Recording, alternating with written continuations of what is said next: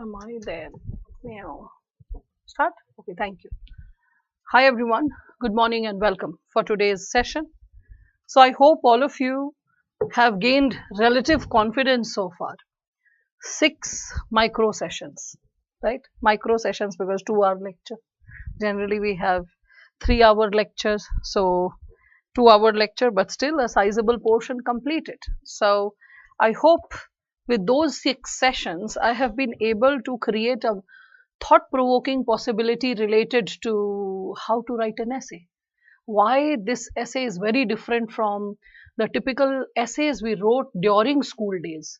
And if we reflect upon the same, how we all can connect the given possibility of essay writing with so much of, we can say, consolidation of different types of forces and the wisdom and all the knowledge that you have received through studying GS and over the years, like all the years of preparation.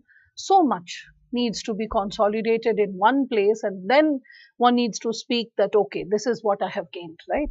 So essay is a consolidation of, I would say, world of wisdom, the world of wisdom that you have gained so far.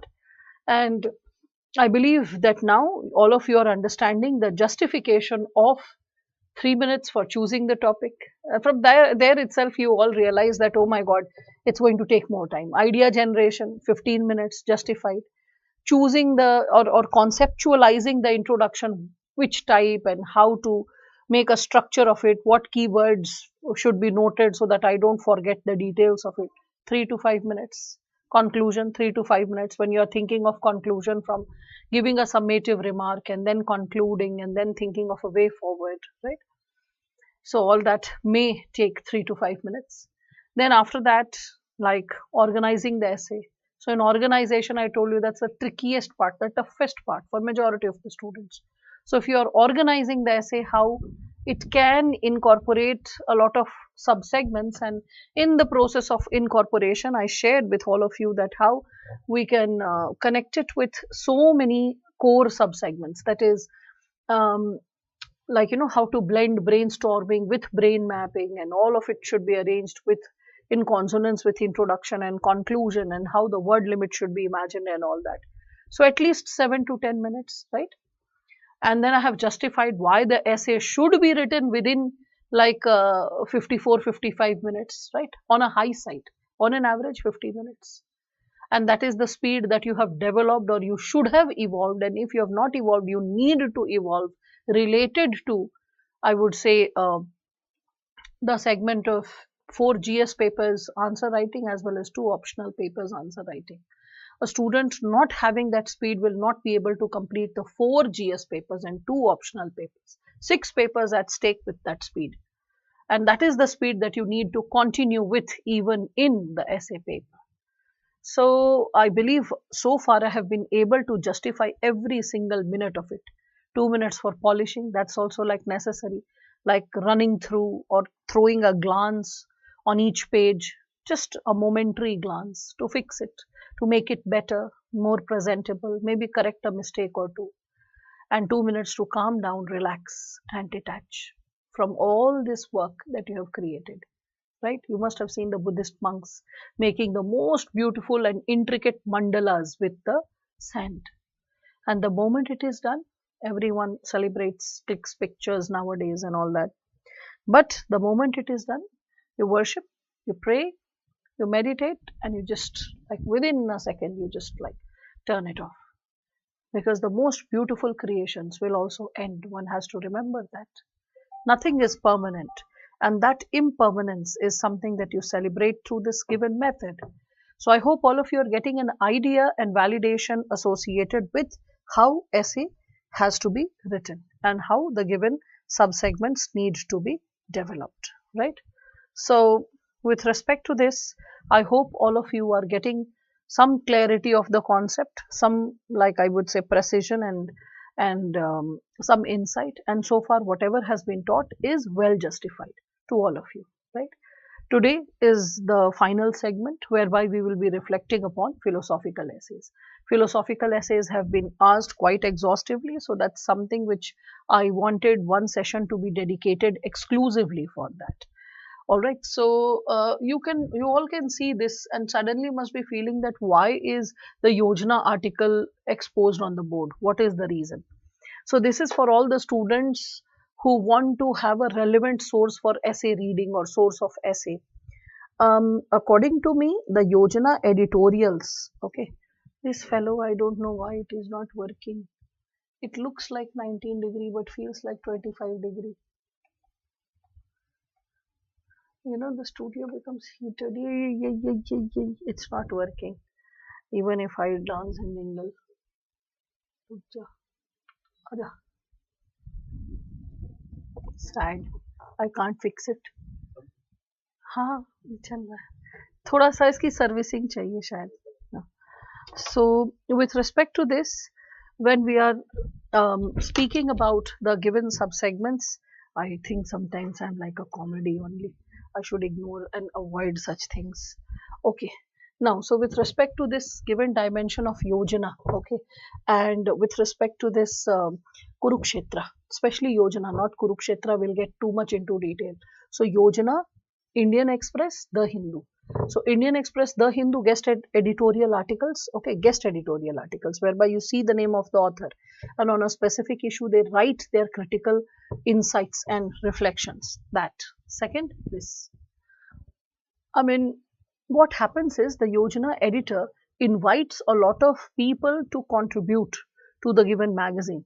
And as these people contribute to the given magazine, you will realize that with multiple contributions and multiple insights, when that is like given, the like the like you will be able to realize that the editor is reading all the articles, synthesizing it all, and then presenting a simplified version of his or her own writing in the editorial. So editorial, unlike other Yojana articles, is written not like a regular article. It is written more like an essay. See, inside the article, sometimes, not always, but sometimes you'll find causes, challenges, problems, way ahead in bullet points also, and with stars or bullet points, even numerically. But numericals are something which majority of the authors ignore. They go for bullet points. Moreover, if you'll see but not editorial. Editorial is written like a standard 600, 650 word essay on a high side 700, sometimes 700, mostly it's 650 words essay. So what is the style of writing essay? How to if someone is curious and wants to see that how essays are written, I have picked two like editorials. One is pre-COVID, one is post-COVID. Okay. So you can see this. This one is associated with post-COVID. Okay. And this is associated with the new world order. Of course, after COVID, this is what people will be thinking of. And I want to show you the language of Yojana. See this. I won't be reading the entire bit, just the editorial first, two paras, the intro part and the conclusion part to show you how it is written in an essay-like style. So that if you want to read something extra, this is the source. So you can see this. The pandemic has changed the world and its order. A world which was earlier grappled with issues like climate change, poverty, migration, terrorism, nuclear weapon, has kept everything else on back burner. And that's so true. The world was simmering with multiple issues like terrorism and climate change and whatnot. And suddenly the world took cognizance that probably these are not the priority issues. There is something more crucial to our existence with respect to this given area, right? So what is it that all of us can connect with when we are discussing about it? So with respect to this given dimension, we all can connect with certain subsegments, right?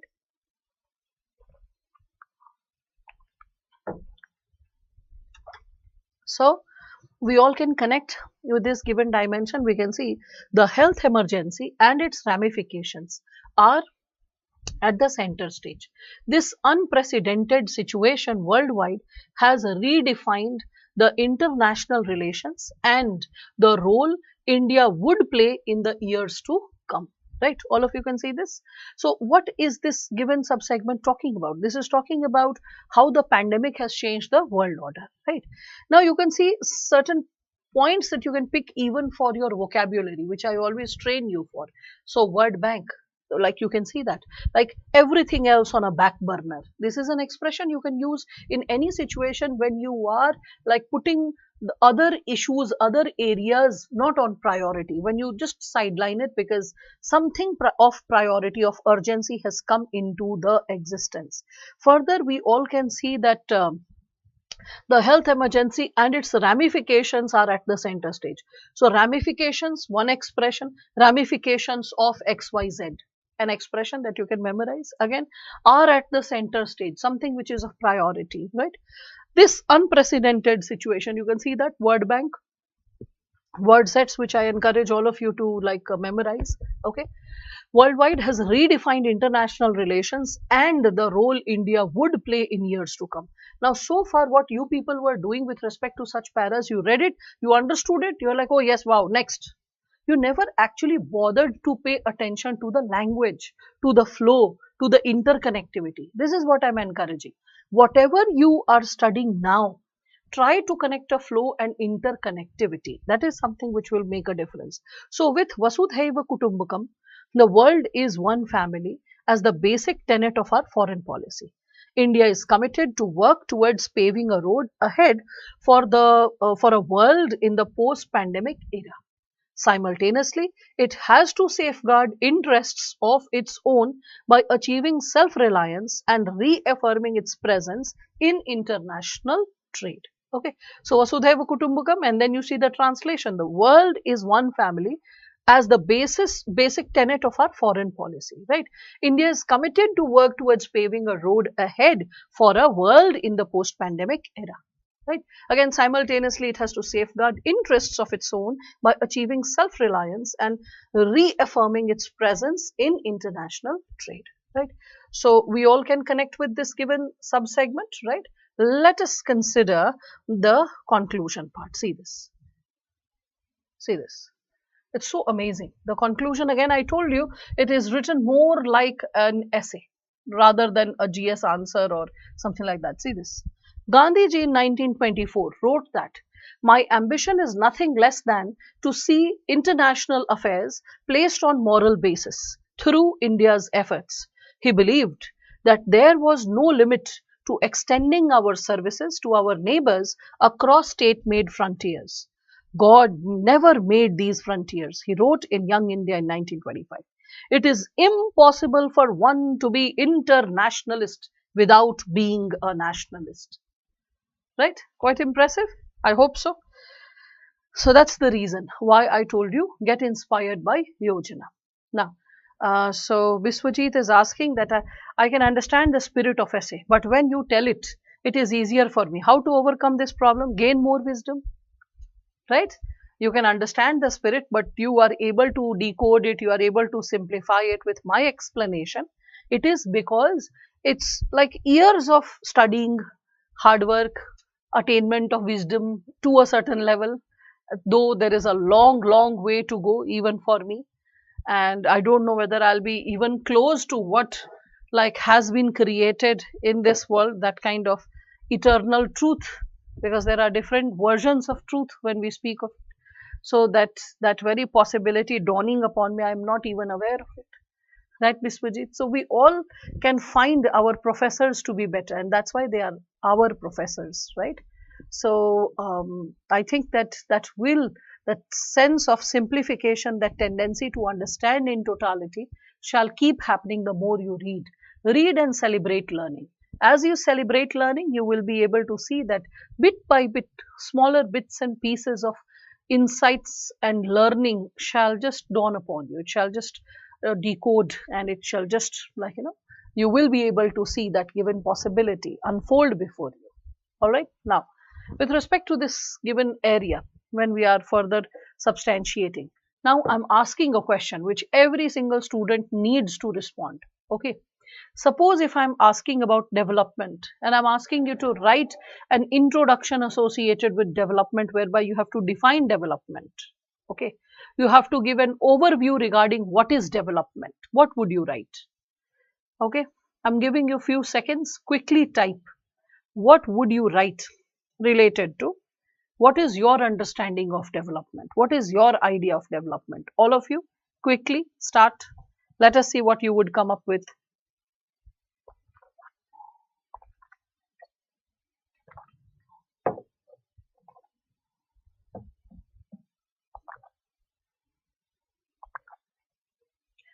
What is your idea of development?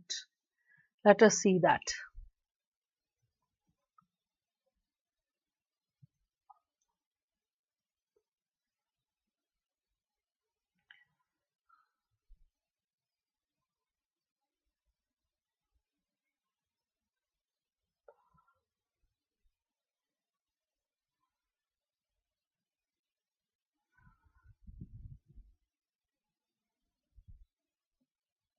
I'm still waiting.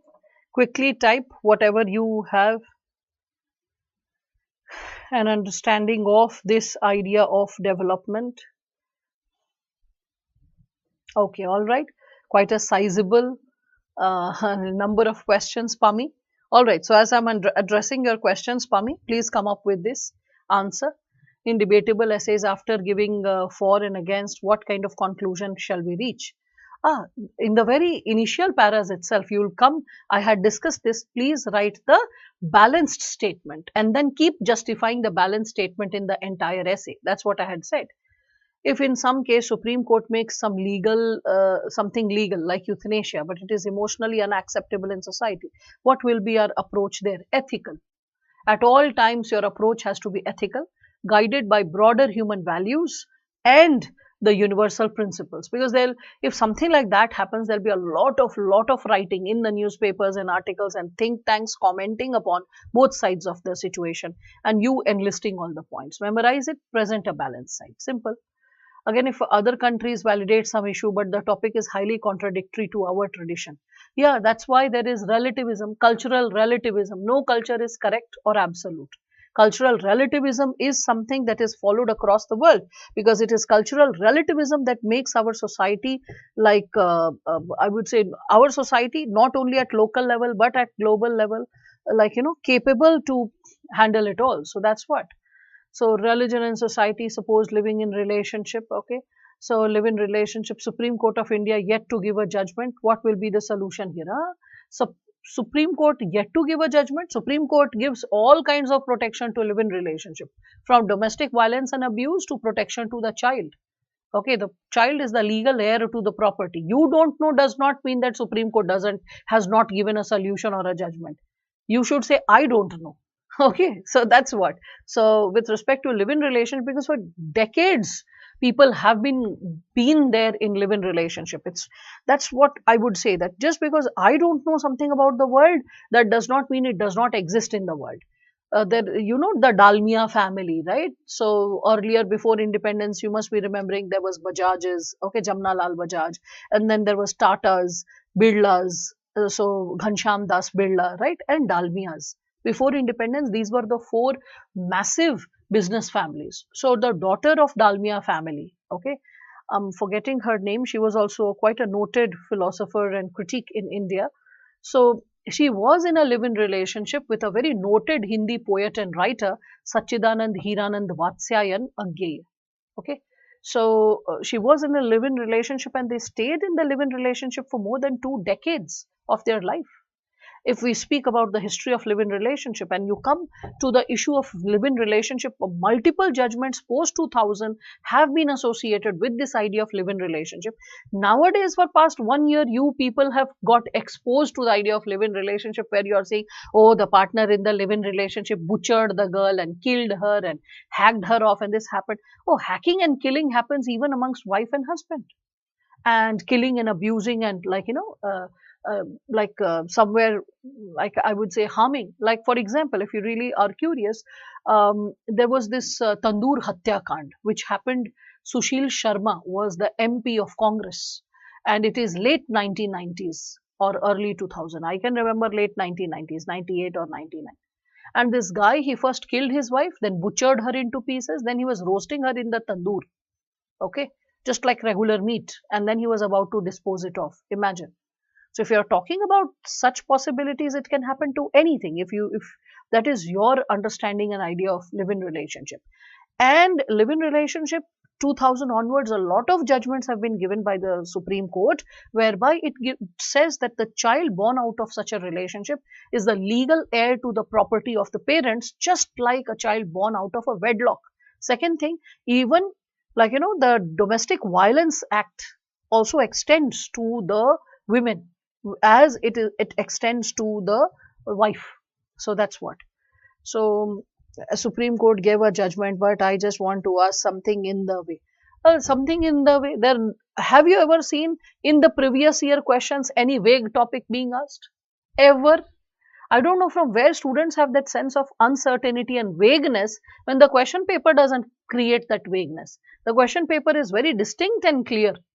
Very distinct and clear, related to the nature of questions or the nature of ideas it wants to know or is aspiring to know. So don't suffer from that vagueness. Whatever will be asked, it will have definite content rolling over the years, and there might be a simmering issue, a controversial issue in the moment, but there will be enough content. The only thing which will be needed is pragmatism and capability of language to unfold it. That's it, Pami. So work on your language, work on your expression. The previous year question papers, especially if you see last 30 years question papers, you don't find any question which is coming from the zone of vagueness that you are asking.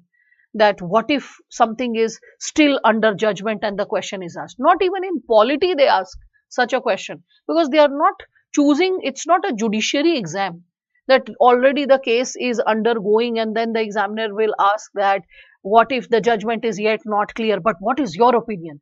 Because you are going to be a future like CJI of this country. No, no. Never ever half-baked questions, half-baked situations and half-baked notions are asked in mains. Maximum in interview, there is a possibility something is simmering, some discussion is going on, and maybe just to test the presence of mind, the board, because the board also doesn't expect you to come across an answer loaded with academic wisdom. The board knows that what will a 20-something-year-old child be capable of in terms of wisdom and exposure. There is a limitation to it. All they will check is your presence of mind, your composure, capability to comfortably handle the question, come up with a point or two. That's it. If there is a controversial issue, it has yet not been settled and the board wants to rattle you up, it wants to shake you up, then in that situation, in the interview, they can just ask that this is something in news. What is your opinion? What would you do if you were in XYZ position? Just like that. And the purpose is not to find the answer. The purpose is to see your composure. Check your attitude as a civil servant. Okay. So please don't bother about something that there is a highly contradictory thing and the judgment is yet to be given and that will be asked in mains. Why? I mean, is it a judiciary examination going on?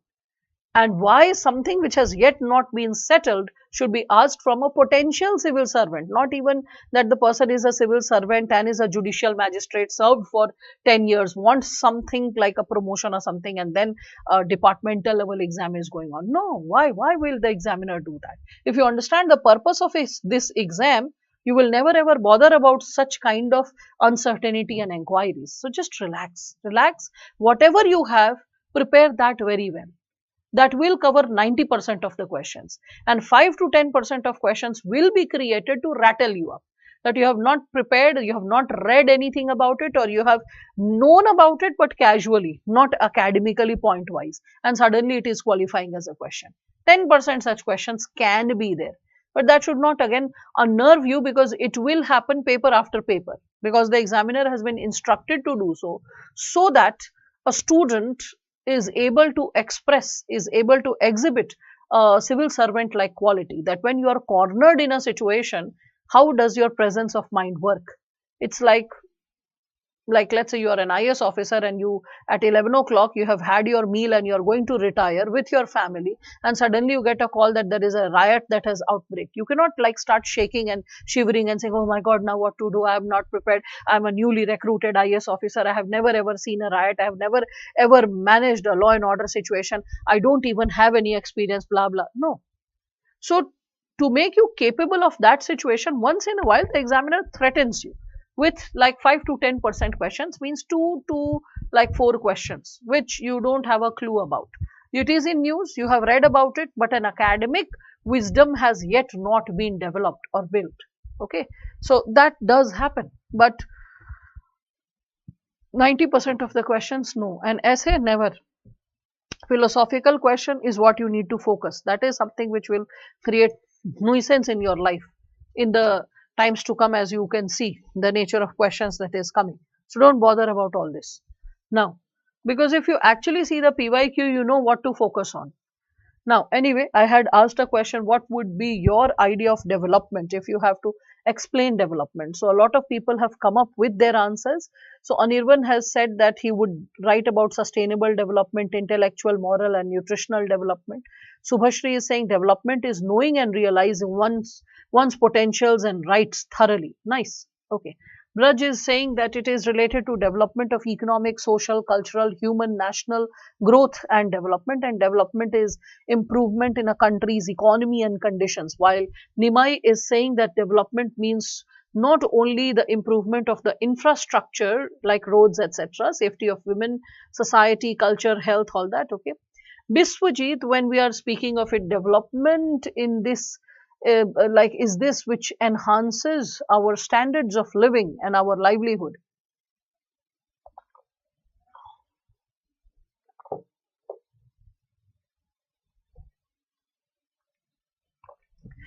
Okay, so Sujoy is talking about human being, natural development, environmental. Ahona is coming up with this development, quality, economic, holistic, health, education, environment, sustainable, holistic. Pintu is coming up with social, political, economic, medical, educational, preamble, and all that stuff. Okay, Nimai is again coming up with child and this and that. Okay, fine. So, with respect to it, we can move ahead. Can you mention the name of few writers? Well,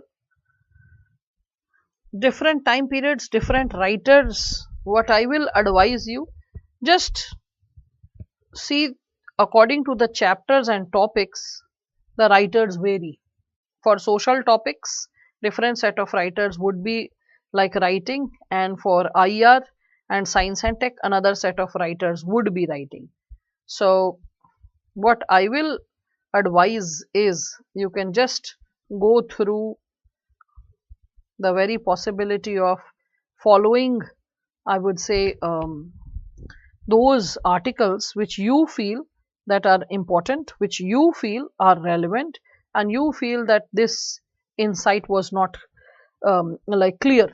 Now, getting back to this given subsegment with respect to development, let us see what could have been created. Now, what you people created was correct, but I want to show you what is the idea of freshness. See this. I think this should be inspiring for all of you. See this. Development. Right? Simple yet so powerful in a way when we speak of it. So, when we are discussing about this given idea, you can see it's saying development, the word has different connotations in different situations. It could mean development of a person, and then putting a hyphen, physical or mental, development of a concept or idea for a researcher, or development of a theme for a choreographer. What do we understand by this given idea which is given? Yeah. What do you understand by this given idea? So, from this given statement, you could understand the same thing that majorly like we deal with development. And such a very simple way of saying that the word development means differently to different people. Like, you people are future civil servants, right? So, when you people are future civil servants, what can we consider? So, with respect to this given dimension, what can we understand? Yes. So, by seeing this given dimension, we can understand that you people are future civil servants. So, you are coming up with, I would say, you are coming up with the given substantiation or the given possibility related to social, economic, political development, well-being, human rights, etc. Right? All those points is what you are writing. And that is something that makes a lot of, I would say, meaningful difference related to what content has been created, right? So this is what probably I want to hyphenate to all of you, that as a civil servant, you are talking about the idea of development from the perspective of individual and nation differently from what probably a scientist would say, or probably what a choreographer would say about the idea of development. If the idea of development is asked from a scientist will talk about a theme or a perspective on which research can be done. And a choreographer can be talking about the possibility of development from a theme on which a dance can be composed. So see how beautiful, how simplistic this expression is, right? So development, the word has different connotations in different situations. Okay, the meaning of development differs from person to person, right? When we think of a person, physical, mental development, all that. When we think of the same concept from researcher's perspective, it is concept or an idea. When we think of the concept of development from a choreographer's perspective, it is a theme on which performance can be done. And then what you people are suggesting, that also has been given. You can see that. For a nation, development has a wide ranging perspectives. It means improvement in various sectors related to a country's economy, issues affecting daily life of common man, child development, gender justice at all, right? So all of you can see that, how that balance has been created, right? Then financial inclusion, budget, then good governance, healthcare, all those segments have been elaborated upon. Intervention, youth, gender justice, okay, development in the field of education, all that stuff, right? Then let us reflect upon the conclusion. The conclusion suggests, as all of you can see this, the father of the nation, right? The father of the nation had observed, recall the face of the poorest and the weakest man you have seen, and ask yourself if the step you contemplate is going to be any use to him. These words convey the entire spectrum of development and should be the cornerstone of all development policies. Can you see that, all of you? How to develop this given subsegment, this given idea, right? So that's why all those students who wanted some more pieces of literature or some other sources to study, but they were not open to read books. Okay. So if you are reading books, then there are so many amazing books from Shashi Tharoor's Pax Indica, which is giving us a history of India's international relations, economic prosperity from ancient to medieval to modern times. A very thoroughly and well researched book. It's very well written. And don't get overwhelmed listening to Tharoor's name, that, oh my God, Shashi Tharoor, such tough English. Nowadays, he speaks it purposefully just to, like, create a little laughter and just to pull the leg of the people, intellectual leg of people. That's it. But if you read the book, if you are comfortable reading Indian Express and the Hindu, that is the standard of the language that he has indulged in Pax Indica. Or you can read Development and Participation by Amartya Sen and Professor Jean Rez, right? So there are so many ways in which we all can consider a lot of subsegments can be created, a lot of dimensions can be substantiated if you are understanding that bit, right? So when we are like discussing the given dimensions, you can like work on various dimensions, okay? So just a second. So with respect to this, when we are speaking of the given dimension, just a second.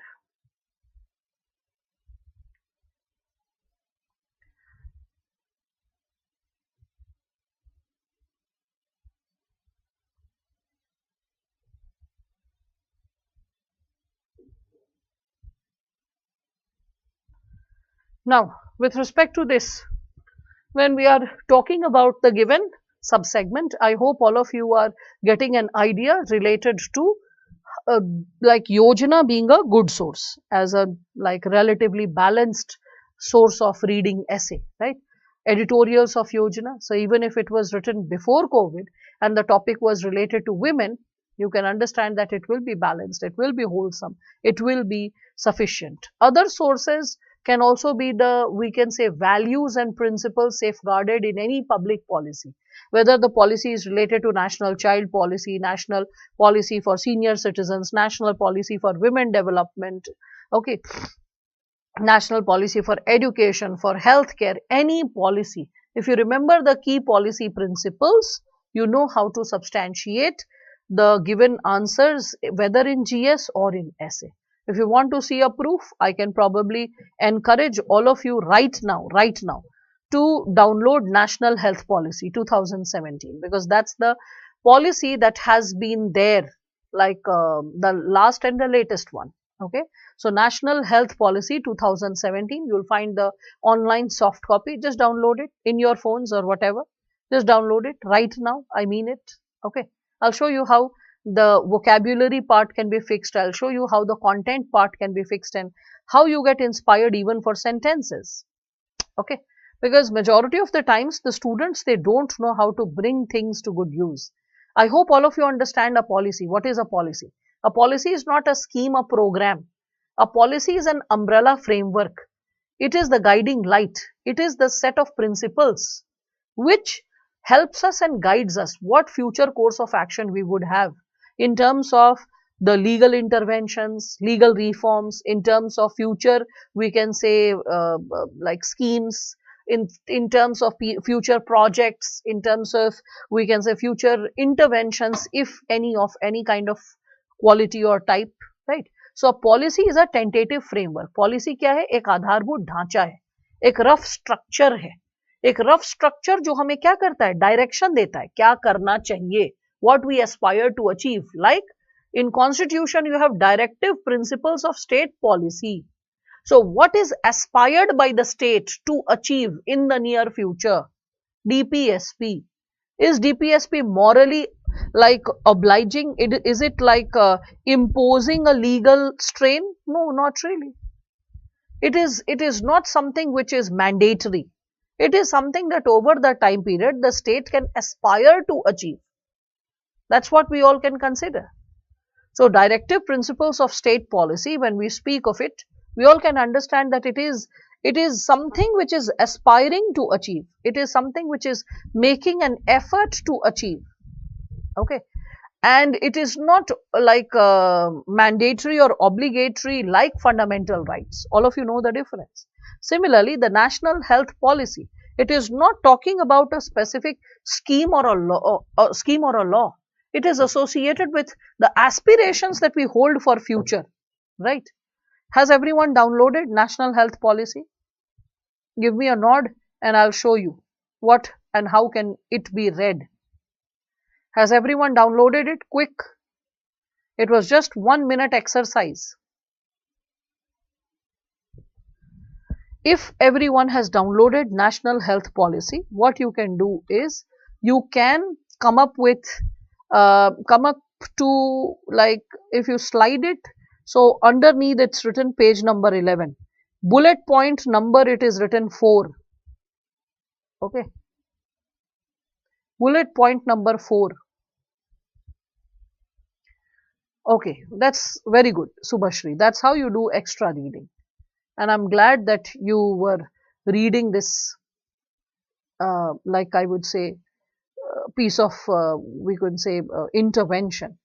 Because there are so many amazing things that we all can come across when we are like exposed to good quality reading.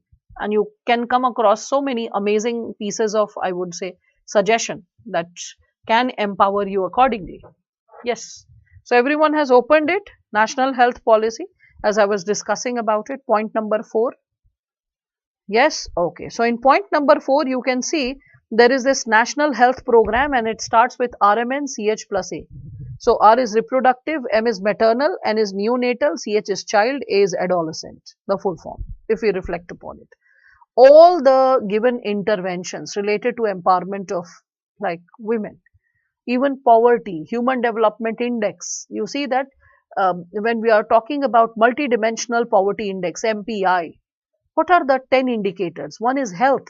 And in the indicator of health, which is determining the intensity of poverty in a country, because if you are reading MPI, Multidimensional Poverty Index, I don't know how many of you have read it, but I think you must have if you have done economy or if you have done social issues. So in Multidimensional Poverty Index, I believe all of you can see there are a list of points, there are a list of dimensions that can be consolidated. and that can be associated with, like when we are speaking of it, that can be associated with specific dimensions, right? And what are those specific dimensions if we delve deep into it? Yeah, so we all can reflect upon the dimensions associated with the segment of education. There will be 2 points. Health will have 3 points. What does health talk about? Maternal mortality, child mortality, adolescent pregnancy if it is happening. So adolescent health, if it is poor, it will lead to maternal mortality, right? So maternal mortality and child mortality are, like, we can consider two, like maternal health and child mortality are two core areas which determines the intensity of poverty in a country. Similarly, you check like Human Development Index, HDI. In Human Development Index also you will see the component of health, and health is associated with maternal and child health. Now imagine the importance of maternal and child health, that whether globally we are calculating human development or whether globally we are calculating poverty, maternal and child health is the backbone of it while making calculations. And that's why Government of India is making effort to increase the marriageable age to 21 for girls. It is less associated with culture, more associated with these indices, because India is performing very poorly in these indices because girls are getting married at 16 and 17 or 14 and 13, and definitely post puberty they are capable to have a baby but not physically capable. A woman can healthily bear a baby after 21, 22 years of her age because her sexual organs keep growing despite attaining puberty. Okay, she might start with a menstrual cycle, but it will take 4 or 5 years for her reproductive organs to grow and be strong enough to hold a baby. Again, spacing between children is important. 3 years spacing between two children is very important, which is not taken care of. And all this will lead to what? Death. Death of the girl or the child or both, or undernourished child, malnourished child, all those problems. So to tidy up the situation, first and foremost, the government is like increasing the marriageable age of the girls. Along with that, a lot of schemes and programs you must have studied for maternal health and child health, है ना? खूब पढ़ा होगा ये सब, वो सब GS का गेम है. अब देखो उसका critical reflection एकदम gist में क्या लिखा हुआ है यहाँ. So you can see the point number 4, as in 4.1. What is it saying? Maternal and child survivor is a mirror that reflects the entire spectrum of social development. See, this is what I called sentence bank, gist sentences, shiny sentences, sentences which are so good they can be used in multiple sources. See this? In the previous session when I was discussing about sentence bank, this is what it is. If you write this sentence, maternal and child survival is a mirror that reflects the entire spectrum of social development. Can be written, this sentence can be written in poverty, can be written in human development, can be written in essay, can be written like, let's say, a question related to women empowerment or like healthcare, anywhere, right? These are the shiny sentences which we speak of, right? Go to, like, let us say, the very first given component, that is, I would say page number, if I'm talking about, underneath it's written 2. If you are sliding it, the soft copy, it is 5. Okay, and the point which I'm connecting it with is 2.2. Go to point number 2.2. It is before 4. Slide it, go to point number 2.2. You find key policy principles. Can you see that? Key policy principles. बच्चा लोग देखो, अभी आपको मजा आएगा. Everything is in your hand. All you need to do is learn how to work towards it. Has everyone opened key policy principles of National Health Policy 2017? Key policy principles 2.2. 2.2. Is it opened? Has everyone opened it? Yes. Key policy principles 2.2, National Health Policy 2017. Once again, I'll repeat, because online session, this is what you don't get a clarity. Whether everyone is paying attention, opening it correctly. Yes. So, key policy principles 2.2, Okay, National Health Policy 2017. Okay, see the keywords. What are the keywords?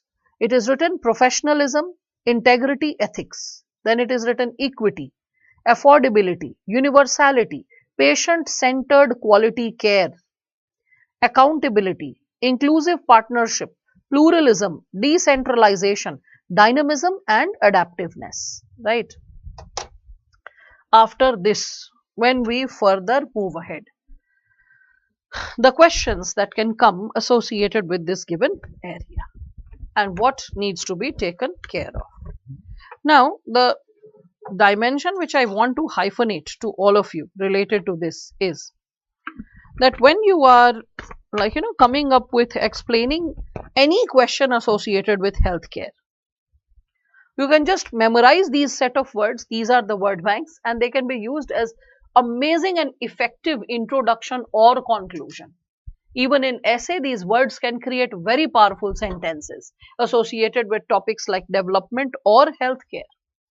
Suppose there is a question related to, let's say, difference between rural and urban healthcare. I'll pick these words and start with these words as introduction. The prime difference in rural and urban healthcare is associated with professionalism, affordability, equity, universality, patient-centered quality care, and decentralized healthcare. Full stop. Simple. Suppose I have to give conclusion. Okay, I'll pick the similar 4-5 words and I'll just say that henceforth by XYZ efforts, we shall be able to ensure, again the same words, this.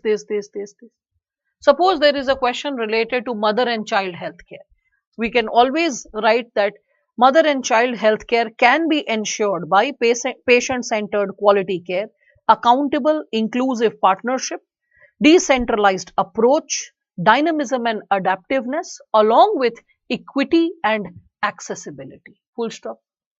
Suppose there is a question on human resource in healthcare, doctors, paramedical, etc. Same points, we can play with it.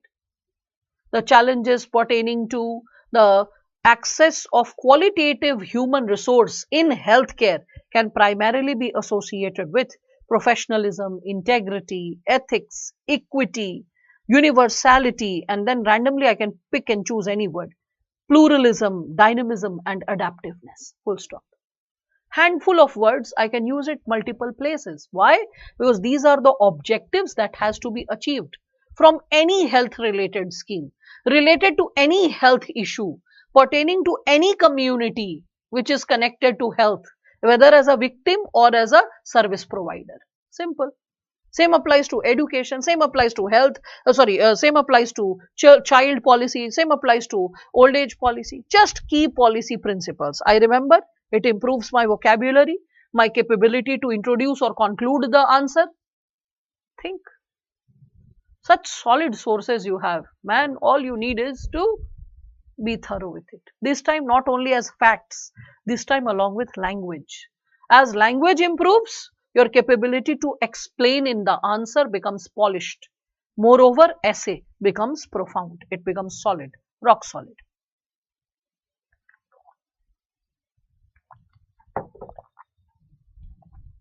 चलो, ये तो हो गया योजना की कहानी.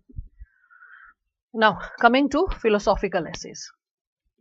Philosophical essays. So, what is the trend that is there in philosophical essays if we actually catch hold of it? So, you can see that how I have created that. So, a good life is one inspired by love and guided by knowledge, right? So, we can see good life, idea of life basically, love. Love can be benevolent love, compassionate love, love towards humanity. Knowledge. Knowledge can be associated with wisdom.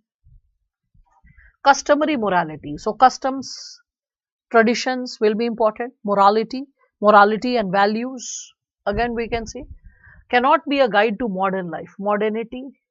The past is a permanent dimension of human consciousness and values. Again, consciousness, values. So, values again. A people that values its privileges above its principles loses both Okay, so here we again can reflect upon the possibility or the tendency to decode the topic, and we can see it is principles. Principles are associated with values. Okay, and it is saying that a person who, a people means any group of people. We had discussed that in the first day, if you remember. This was explained, a people, the people, peoples. I explained that, right? So that values means gives importance. So gives importance to what? Its privileges above its principles, loses both. So component related to principles, values again. Reality does not conform to the ideal. Oh, भूसा निकाल दे रहा है ये AC. Okay, so reality does not conform to the ideal but confirms it. So reality does not conform to the ideal but confirms it. Remember in the previous session we discussed this one, right? So reality is not conforming, is not according to the ideal. What is ideal? The values. So again we can see there is dominance of the word value. Then to a certain extent tradition, custom. What is life? Love. Okay, knowledge, wisdom. Moving ahead further. Wisdom finds truth, wisdom, knowledge, truth. Values are not what humanity are, but what humanity ought to be. So again, we can see values, humanity, compassion, love, all that. Okay. Best for an individual is not necessarily best for society. So best for an individual is the individual's own moral values, which guides the person to think what is right for me, what is wrong for me. And best for the society are the values which the society follows and encourages others to follow. That's what. Courage to accept and dedication to improve. What is courage and dedication? Two civil services values which are there in your syllabus. Now, moving ahead. Life is a long journey between human being and being humane. So, human being is the biological existence. Okay. And human being and being humane. Being humane is what? When you are like a benevolent person, a compassionate person. So, again, the value of compassion, love. Mindful manifesto is the catalyst to tranquil self. We did it on the first day. So when we are consciously planning, so consciously planning, that is going to create a peaceful self. So peaceful self, idea of life. Ships do not sink because of water around them. Ships sink because of water that gets into them. I'll be discussing this soon, very soon. Simplicity is the ultimate sophistication. So simplicity, it is again a value, a civil service value which you have to maintain. Simplicity. When you are virtuous about being simple, you understand the fickleness around you. You are a person of integrity and honesty because you are a satisfied person. You know where to draw the line. You know how to indulge in, like, let's say, and how far to indulge in the luxuries of life and where to draw the line. So that's there. Moving further ahead, we can think of this philosophical topics when we further explore this. The process of self-discovery has now been technologically outsourced. See this given subsegment. So the process of self-discovery has now been technologically outsourced. Think about this given subsegment, right? So we can like reflect upon this. So process of self-discovery. What do we understand by self-discovery? Understanding oneself. Your person, these three topics I will explain it to you, because if I try to pick the keywords of perception is understanding, okay, awareness, words like awareness, wantlessness, when you don't have any desire. So how much one should have desire, whole desire. I'll be explaining these topics 2021. Okay, the real is rational and the rational is real. So rationality, logic. Rationality and logic is based on what? Modern principles, modern values. What is modernity? I hope all of you know the definition of modernity or understanding of modernity. Modernity is based, like when you are based on logic, on rational principles, on scientific temperament, broader human values, and standing for all. So that's that. Anyway, so what are the possible target areas that we can go ahead with? So these are some possible target areas which I felt UPSC is focusing on. So what are the areas which you all can prepare? So I can probably give you some dimension. So here we can discuss, nahi, color alag. So here we can discuss words like wisdom plus knowledge. We could see that. Anything like compassion or love. How is it working? So love or we can consider compassion, that can be asked. We can also reflect upon, like we can consider civil services values.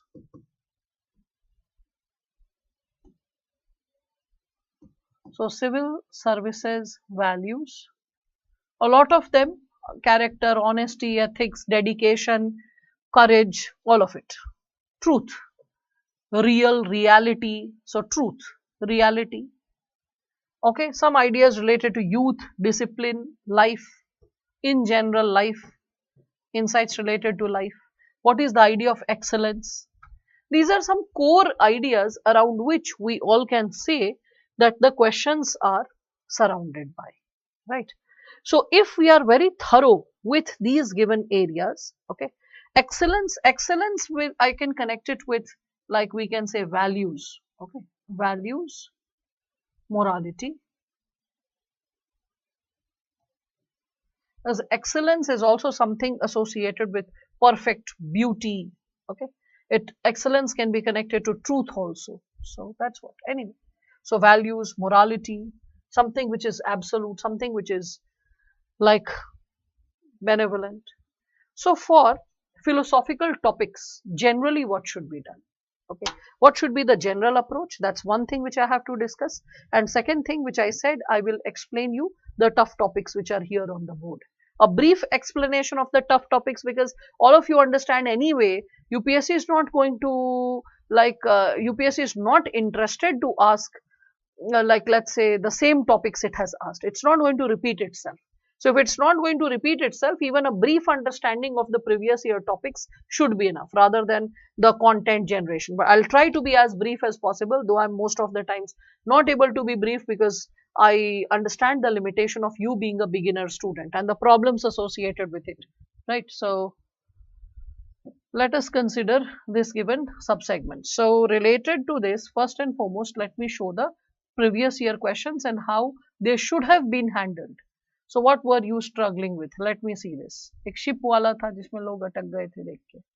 ये वाला तो discuss कर दिया था 2018. Let me see this. Yeah, this one. So ships do not sink because of water around them. Ships sink because of water that gets into them. So what is the water that gets into us, people? Yes, water that gets into us. What is water over here? Water is an example or an analogy, comparison with what? Problems, troubles, challenges. So ships, when we speak of it, it is saying ships do not sink because of water around them. Ships sink because of water that gets into them. First, I'll explain this and then I'll discuss a similar question asked in 2022. Not same topic, but kind of concern was like similar. So ships do not sink because of water around them. Ships are not sinking because they are surrounded by water or problems. Ships are sinking because the water is getting inside, right? So even if you are surrounded by problems, that is not responsible for your sinking. Sinking is happening because the problem is getting into your system. Think about ship from multiple perspectives. So remember levels I had discussed. What was the dimension associated with levels? So we all can understand this given topic related to when we are talking about levels. So you can remember individual, family, organization. Remember all that? So individual, family, organization, like we can say region, nation, world, right? All those subsegments. I hope you all can recall and reconnect, right? And if you can recall and reconnect, then just think about this given possibility that ships do not sink because of water around them. Ship, if it is an individual, so an individual can be surrounded by multiple problems, and it is considered that adversity is the best friend, because when you are in adversity, you start struggling to play big. You start struggling to create something big, right? So adversity is not a problem. Why? Because adversity can probably, you can consider that adversity is something which can help an individual or help a person to create something big. Adversity is something which can help us, we can consider, to, like, let us say create something, like we can say meaningful.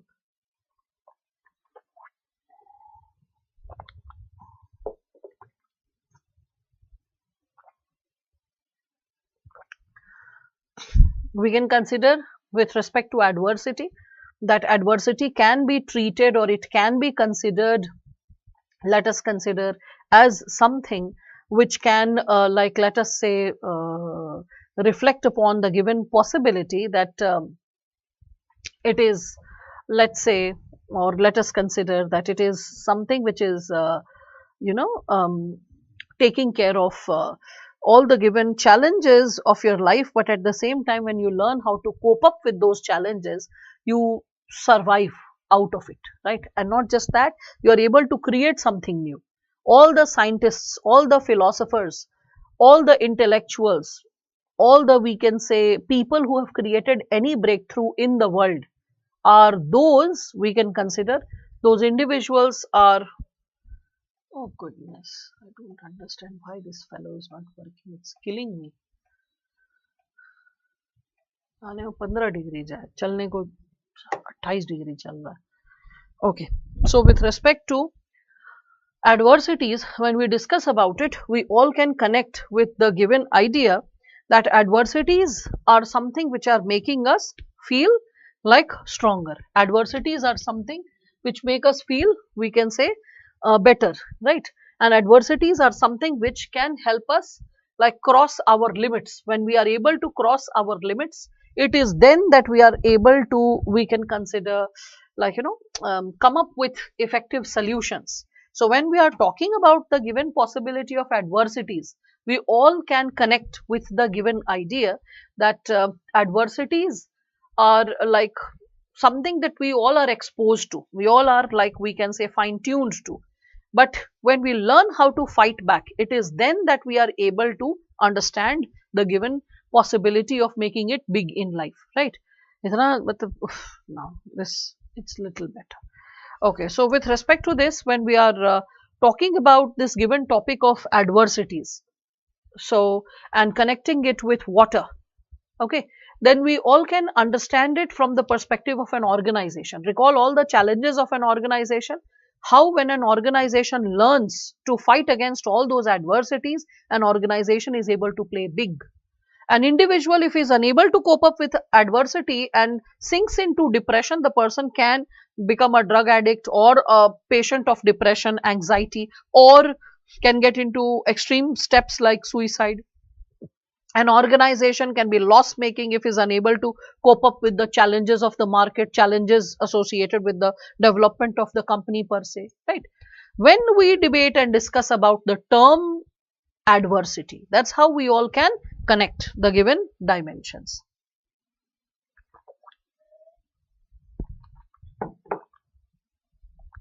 right? So I hope all of you are able to connect with this given topic, and I hope all of you are able to when all of you are feeling capable to understand and decode the given dimension, right? So ships do not sink because of water around them. Ships sink because of the water that gets into them. The water that is getting inside the ship, it is the water that is causing the harm, but only when it is entering the ship. So think about it, that how there are challenges around an individual, around a country, around the world, and connect the idea of ship with the world, with the nation, with a region, with a organization, like that. And then you can reflect upon the word water. I hope all of you are able to understand that. So here ship is the analogy of lifelong voyage of human from fetus to ashes. Yeah, that's individual level, Subhashri. That's individual. After individual, you can think of it beyond individual in the form of, like, let's say, family. If ship is a family, adversities are the challenges, financial challenges, maybe challenges associated with access to resources, challenges associated with skill development, with temperament of different individuals who are a part of the family, etc., etc. So when we are discussing about the very component of ship, the word ship can differ, okay, as per the situation. Keep playing with the word. Yes, when we are talking about water with respect to corruption, you can think of it with respect to a nation, a region and its development, even maybe an organization. So that's there. Okay, Anil, as you are sharing, there is always some madness in love, but there is always some reason in madness. How can we substantiate this essay? Anil, I can give you 100th number of essay which can make you crazy, like this topic. And you will feel that, oh my God, I don't know how to substantiate. I'll explain this topic and I'll explain how to go ahead with it. But I hope and respect that if you just go to goodreads.com and you start finding quotations, there will be hundreds of topics. Explaining any and every random topic thrown in the air will be tough for me with the limitation of number of hours. One. Second, there is no end to explaining topics. Suppose if I extend the session by 3 more sessions, suppose I'm saying, and every single session I'm going on explaining quotations. I will explain, like, let us say 100 quotations or 200 quotations, and UPSC will come with the 300th one. So what is required is your capability to understand and explain the concepts, your capability to develop that skill to decode the language, because topics will keep coming like this. You should be capable to learn how to decode the language. Okay, how to unfold and decode the language, that what can be the probable segment associated with it. Okay, so there is always some madness in love. What is love? Love is passion and commitment towards anything. When there is passion and commitment towards something, okay, then it is something which is sometimes making, what is madness? When you're not applying logic, when logic, scientific temperament, systematic order of thinking, and a logical corollary that this should be done to achieve this is not followed, right? And now you can connect this idea of there is some madness in love, whether you love science, whether you love literature, whether you love philosophy, whether you love material things, whether you love human beings, whether you love creatures, anything that you are passionate and committed about, you are able to create a breakthrough. You become a zoologist, a botanist, we can say a miner, a scientist, you can become a like literature, a philosopher, any noted contributor to civilization and world, or in your own individual life, only when you are passionate about something. And that passion is sometimes helping you to be creative and create breakthroughs in your relationship with that thing, that situation, or that person, okay, which cannot be explained through logic. You intuitively arrive at that aspect, and intuitively you indulge with that aspect, right? So when we discuss about there is always some madness in love, I hope you understand that part. But there is also some reason in madness. What is the reason in madness? What is the reason? Your obsession towards that thing. And why are you so obsessed? Because you have a creative spark, because you have a, we can say an inherent sense of connectivity, because your attitude is inclined towards it, because there is an affective engagement, an emotional engagement, because you feel that what you are feeling is not exclusive or something one-sided or in isolation. You feel that that subject is also giving you, or nature is giving you, or the animal kingdom is giving you something to celebrate about. Because in the end of the day, whatever we pursue with a lot of love, it is for the sake of achieving happiness.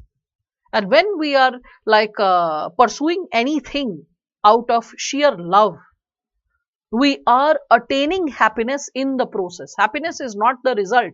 Happiness is the process. And that's why there is reason. Because the purpose of human life is attainment of creativity and happiness. So that's why there is a reason in madness. Anal, I hope that's clear. But I hope that you will not push many more such questions, because I'll keep explaining and then we will get distracted from the core discussion which I have to take in the class. I hope you have understood. First the topic. Once you understand the topic, start connecting it with, first let your own individual examples, ideas spurt out in brainstorming, and after that the brain mapping chart, open it, connect it with the topic and start asking. The idea of love with respect to an individual, the idea of love with respect to a family, the idea of love when exercised at the level of an organization, what organizations have done. Wasn't it some kind of love and passion that must have guided the ISRO scientists with sleepless nights? They were not paid extra, no extra salary, right? Think about it. Yes, philosophical essays demand you to be introspective. And when you are introspective, Subhashri, it is then that you are able to arrive at a basic solution to the topic. And when you're introspective, see, we can consider this, in the seed lies the tree. So within you lies the world, or rather the universe. So thinking of this given possibility that you are always a believer in individuality, so if you fix the individual, you can fix the world. But in the end of the day, it is like a wholesome phenomena from micro to macro and macro to micro. That's the journey which we keep making, isn't it? So that's why at any cost, if you are arriving at individualism, do not only keep to the individual, because the purpose of civil services is civil, not individual. So narcissism is something which will not be entertained. You will have to get into the realm of the society, the world, all right? And definitely the path to the society and the world is taken from the individual level or the micro level. So start taking those steps. After brainstorming and brain mapping part, the synthesis outcome points are not much to write 16 pages essay. What is the solution? The solution is reading. You cannot write 16 pages till the time you have enough content. And the content comes when you are a voracious reader. On the same topic where you are struggling to write 16 pages, I can write more than 50 pages. How come? Because on the same topic I have read more. So the more you read, the more you reflect, the more you practice, because trust me, what you study in GS, that content is sufficient for a student to create an essay which can be like written for a sizable, like we can say, possibility, and that sizable possibility can unfold, I would say, good marks. So क्या चाहिए ऐसे के लिए primarily? So I can suggest that what is actually needed is good quality reading and reflection. Like for example, any topic where whosoever has written, because the name is not mentioned, so I'm unable to take your name, whoever has asked this question, that I am able to synthesize brainstorming and mapping, but I'm unable to read 16 pages. So I cannot speak it randomly in thin air, but any topic that is there, I can connect it with your GS chapters, not my world of wisdom, not my ideas, your subjects, your areas which you have studied. And I can keep connecting. I'm like, oh yes, it can be connected. Oh yes, this can also be connected. Oh, this area can also be connected. Then why didn't it strike to you? It did not strike to you despite knowing that content is lack of practice. दिन ही कितने हुए हैं? 1 week. A week back, you were struggling to even understand these topics. A week later, at least you know the strategy. So it will happen with practice. That's why I always say this, that within 6-7 sessions, I give the strategy to the student. I just share the strategy with the students. And after sharing the strategy with the students, then it is up to the student how far the child is ready to like run with the torch. I have like lit the torch for you. It will guide the path. But if you run, then only you shall reach your destiny. If you don't run for it, and running is not always comfortable. You will have knee aches, you will stumble, you will fall. Okay. But the torch will keep, like always, keep being lit and keep guiding you.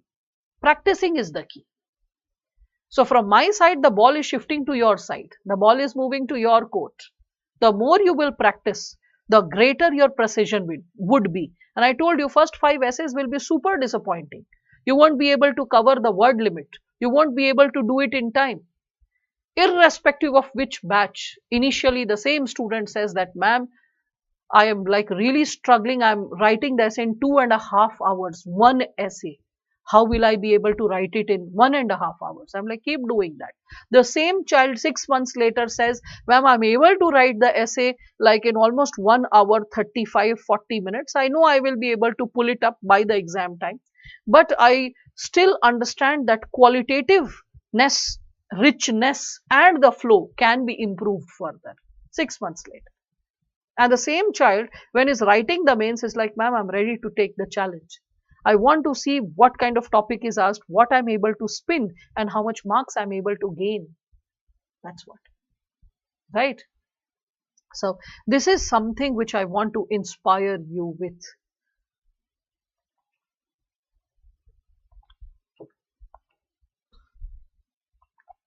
I hope this has been through and through inspiring for you, right? And I hope you have been able to understand all these methods and techniques. Practice karna hoga bachcha. There's no shortcut to practicing. No one else can practice on your behalf.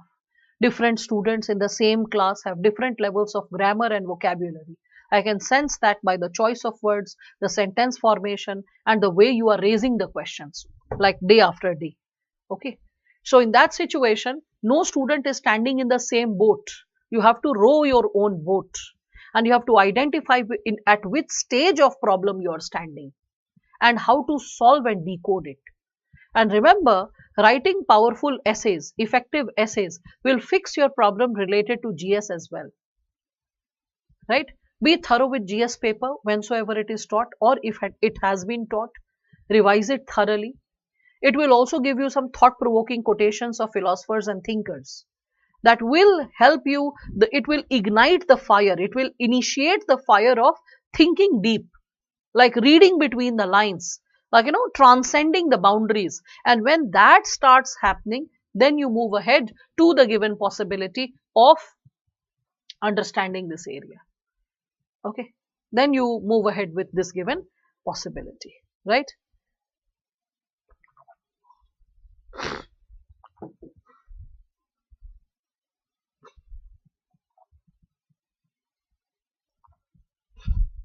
All right. I hope everyone is able to understand this bit. Okay. Well, so let us move ahead with this given subsegment and create something much more. All right. All right. So shall we proceed further?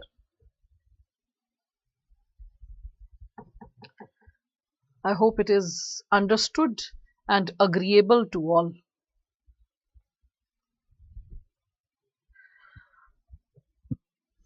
Fine. So my question might, it would be, so once our course is over, should we prepare? What should be our approach till prelims? Regarding notes organization was helpful. Okay, Sunanda, with respect to the approach that you should have, till December, complete your optional, like all the bullet point making, revision, PYQs, etc. Okay, that should be the approach till December. Finish your optional, finish mains topics like essay, ethics, like disaster management, like we can consider certain parts of governance, social justice, all those topics which are not asked in main, like in prelims.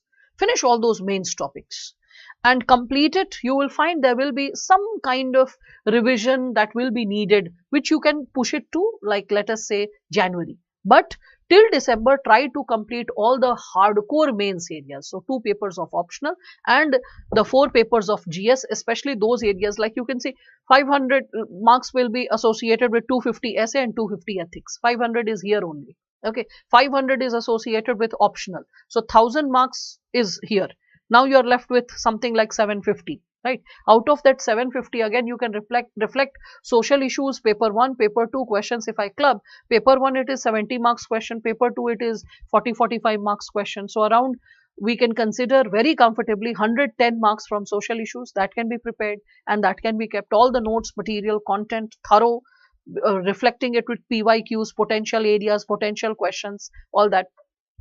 After that, you can do with governance, you can do with certain parts of disaster management, certain parts of internal security, certain parts of science and technology, because these areas are not asked in prelims per se, right? So prioritize these areas, and after completing all these areas, you would have completed something like 1300 marks worth preparation by December, max few things in January.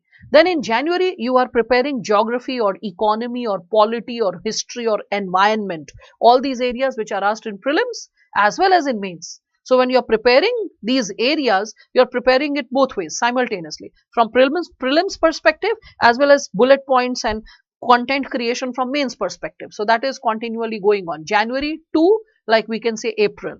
And in the process, revisions, 5 revisions, maintain that order. Okay, key bullet points, revisiting, that's a must. That is how the content stays with you.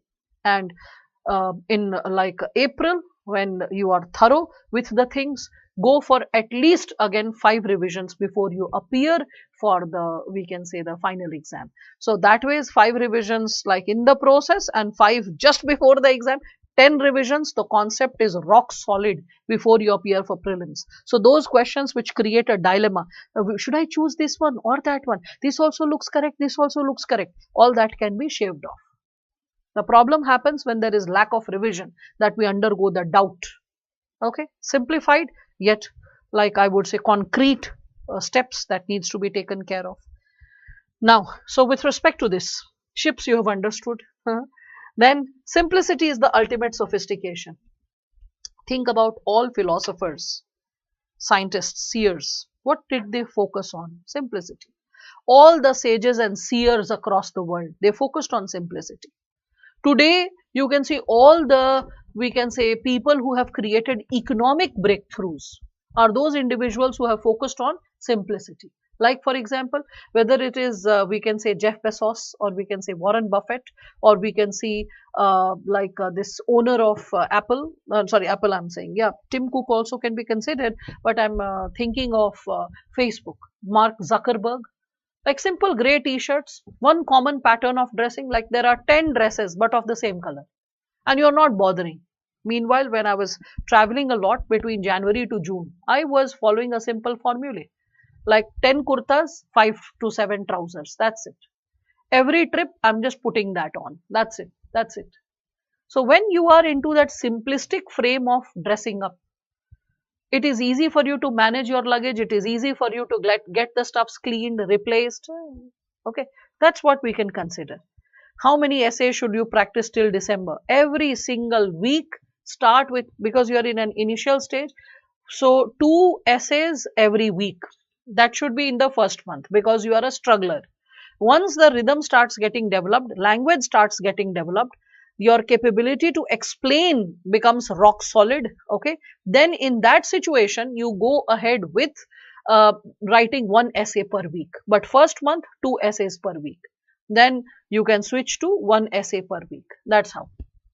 And initially, you can keep simpler topics like development, women empowerment, education, okay, all these topics, governance. But as you start maturing, okay, then start switching to those topics which are associated with paper 4, ethics. The quotations of philosophers, thinkers, Western as well as Indian, pick those quotations, try to write essays on that. But don't start with it. That should be after 2 months or so of preparation. So first month, it is like 2 essays related to some common GS topics. And then second month, you are picking up some GS topics only, but they are relatively thought-provoking and dense, like the one which I gave you, National Health Policy, that women and child health is the mirror of the society related to the larger spectrum of development, something like that, right? So you can just pick that expression, write like essays related to such topics. So sentence banks can be used for practice.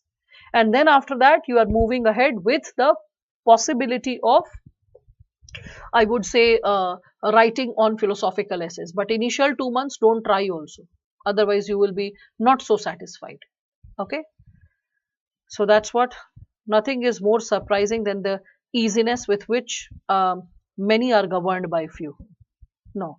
You, Anil, have to decode it now, because I have to decode UPSC questions. And I told you 400th topic can be asked. You might be stuck with the 200th one.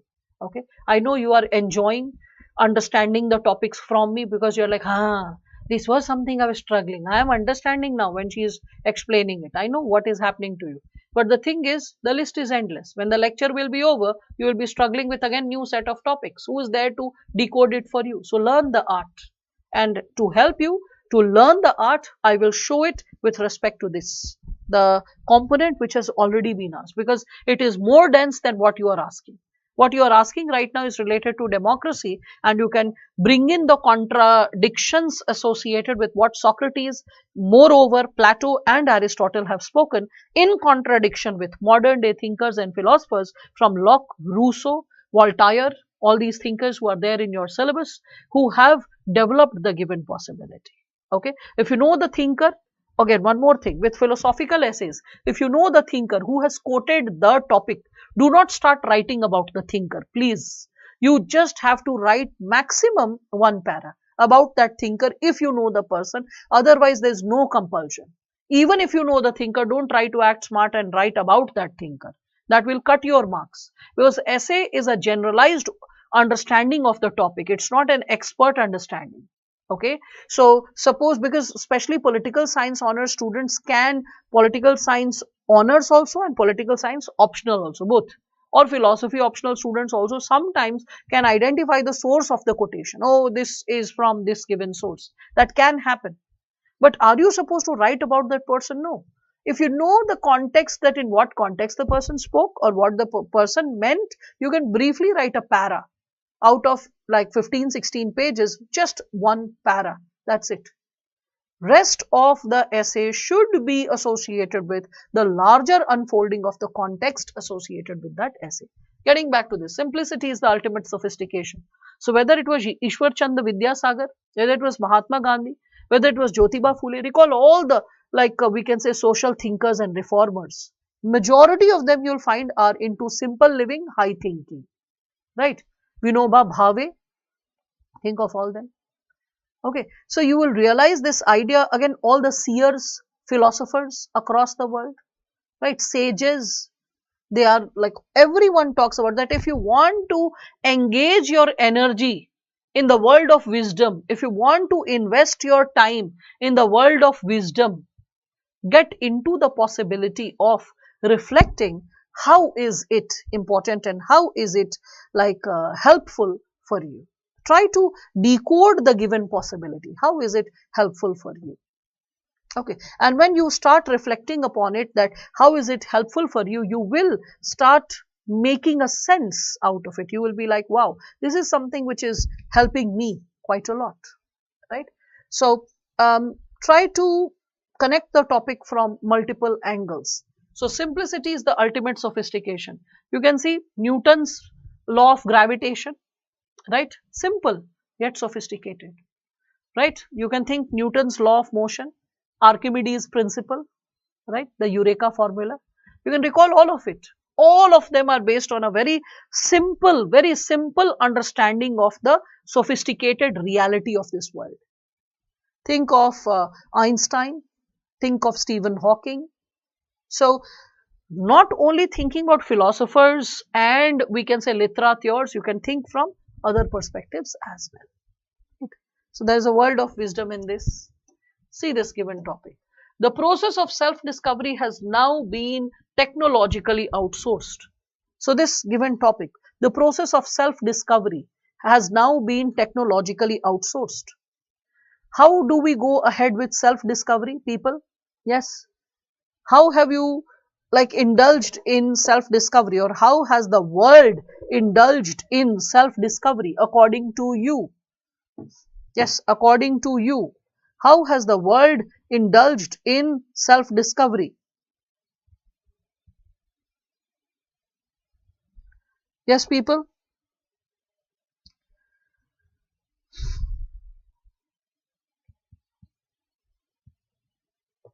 How can we connect with self-discovery?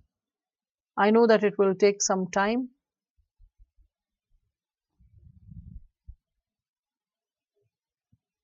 Keep reflecting.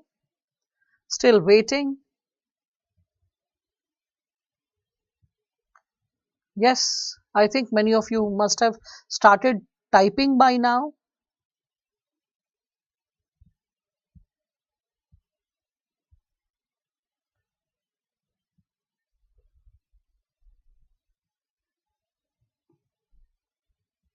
Should I start it? Okay, few people have started writing. So Anirvan is saying learning new things, reading, socializing. Okay, all right, fine. So self-discovery from ancient, medieval to modern times. There have been a lot of people who have engaged in self-discovery, right? So self-discovery, if I reflect upon that given term, the process of self-discovery. Now see how you decode a topic. So related to it, if I'm talking about this process of self-discovery, it can be done through meditation. It can be done through maybe reading books. It can be associated with maybe listening to some kind of music. Maybe eating, like having a disciplined life, eating healthy. So eating healthy. we can say disciplined life. So with respect to it,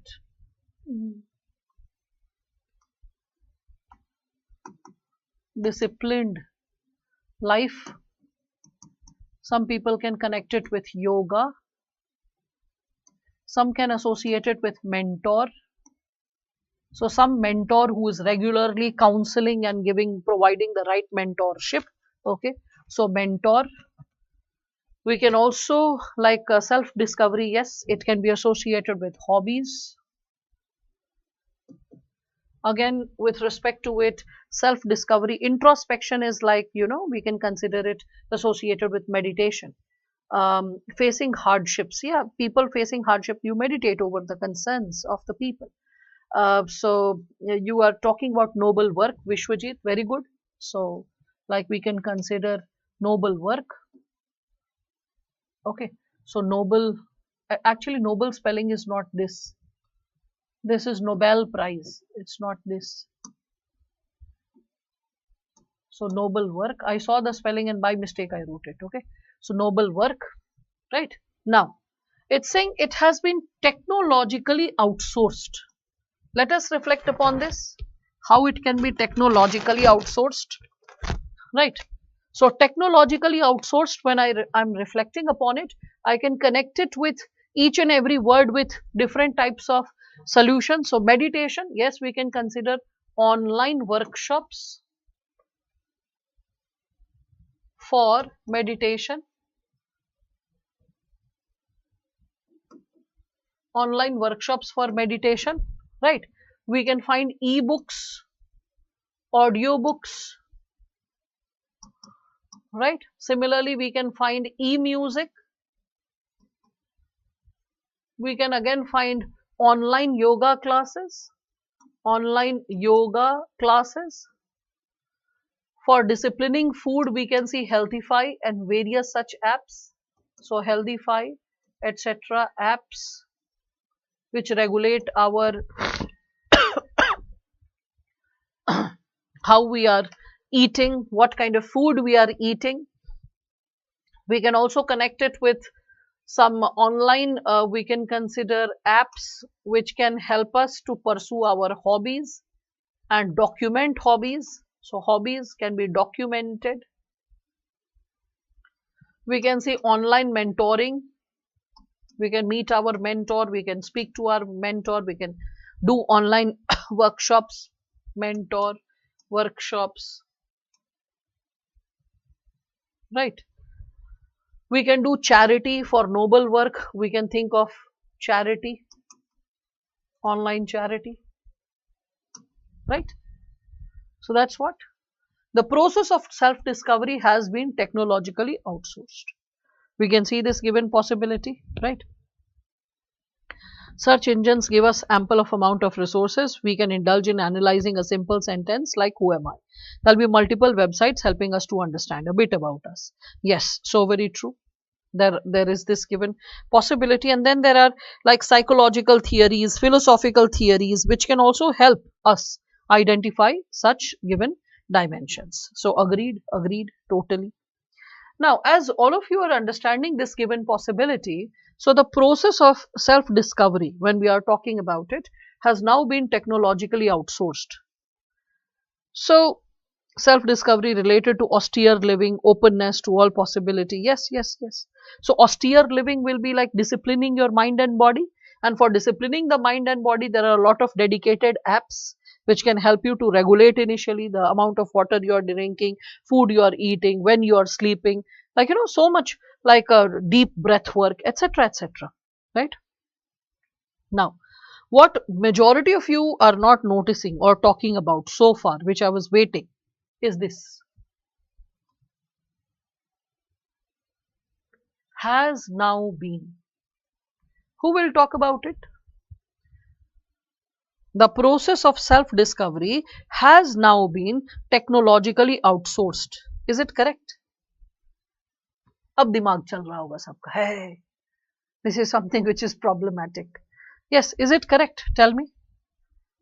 Can we consider this statement to be correct, people?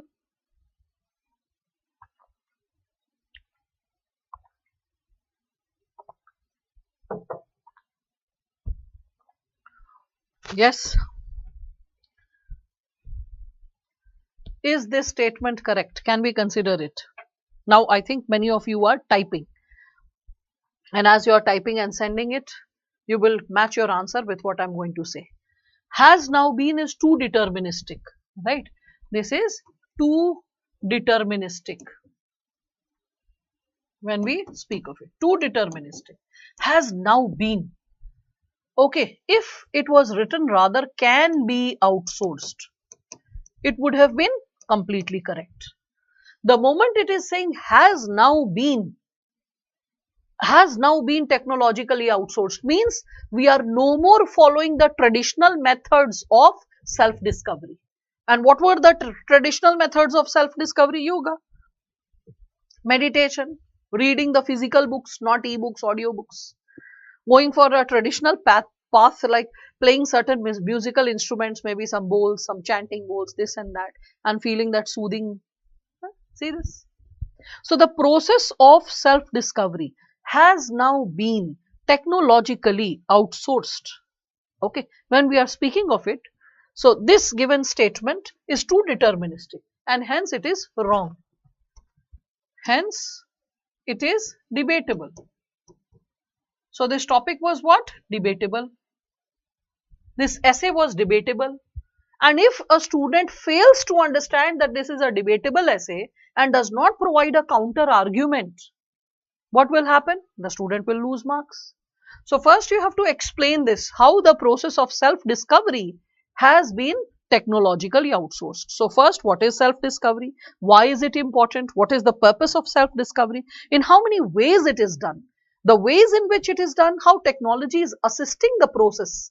And then after explaining how technology is assisting the process, then discussing what are the limitations. How even today the traditional processes are still followed. We still follow the traditional process of this given possibility related to technology not being, like, let us say, outsourcing the given possibility, right? So this is what we can understand, right? Technologically outsourced has now been. So technology has not outsourced all the given possibilities. Still we are following the traditional possibility, right? So that's what we all can connect with. ठीक है, थोड़ा थोड़ा सबको समझ में आया, मजा आ गया, क्लियर हो गया सबको, ठीक है? So this is what we would be reflecting upon. The process of self discovery has now been technologically outsourced. So rather than has now been, we will be talking about can be. Okay, so the process of self discovery can be technologically outsourced. Fine. So सबको थोड़ा थोड़ा कुछ idea लग रहा होगा and उम्मीद है सबको मजा आ रहा होगा and everyone is understanding that philosophical essays can also be debatable, and if we don't debate it, we are losing marks, right? So that's what. It's a very important perspective which every single student needs to understand and decode. Now, your perception of me is a reflection of you. My reaction to you is, like, we can consider, is like an awareness of me. What does this given subtopic signify? So for this, I can give you an analogy and you all can understand. So like, let us say there is a boy who is, like, let's say Jat, and there is a boy who is a Bengali. And the Bengali guy, suppose he comes to Gurgaon, and after that he is working in an office. And in the process of working in the office, what happens is that this boy, he says this to his Jat friend. Okay, friend what? Jat colleague. That, oh, you people, you don't respect your mothers and sisters, no? You use such foul language, such, like, bad slangs. I've seen that. You people are like so insensitive and you are so abusive. And to which, like, let us say the Jat guy gets very furious. And then this person is like, oh my God, how dare you talk like that about my culture, about my people, about my possibilities? How far do you know me? And how can you, like, arrive at such an insight? And this is so unhealthy. And and the truth is, no one talks in such a formal language. So the fact that would probably unfold in this given situation would be something like this, that the individual will get offended and will be like, the moment the person is like, let's say the Bengali guy says that to the Jat guy, that you people are abusive or mean towards the women of your community, the person is like, suppose using 4 or 5 cuss words which are associated with female genitalia, or like we can say incestuous relationship with mothers and sisters, and after like making those remarks and the slangs, this person is showing the fist and is like, come here, I'll just break your head. So to which this Bengali guy very sheepishly runs away and says that, dekha dekha dekha, I told na, you are like this, Jats are like this. And I like, sorry ab nahi bolunga, galti se bol diya. And the person runs away. Okay, so you can very well understand this. Your, like when we are speaking of this given dimension, your perception of me is a reflection of you. My reaction to you is an awareness of me. When I'm speaking of this, the Jat guy could have responded with a second option as well, right? The Jat guy could have, and could have means can, like respond in a second way. So the moment this guy is like, oh, you people are very abusive or mean to your mothers, to your sisters, the moment he made this kind of remark, so this fellow is like, the Jat guy, he is like kind of surprised and he's alarmed what kind of impression this Bengali guy is having. And then he goes, he's like, come here, come here. He's like, no, no, no, you'll beat me, you'll scold me. Da, da, da. He's like, no, no, you're my dost. Come here, friend.